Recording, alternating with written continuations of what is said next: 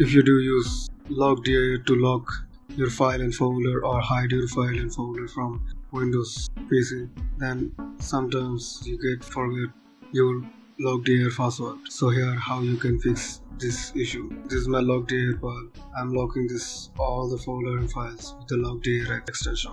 Here all the file and folders are hidden. Now I'm for a random number to open the file, but see it tells you that invalid password. So here how you can fix it. Click on the right corner small button and you will get recovery or restore center, or you can reset the password option. You will get reset password option. So they ask you to put the registry key number which you buy the lockdir, and it will ask you to buy.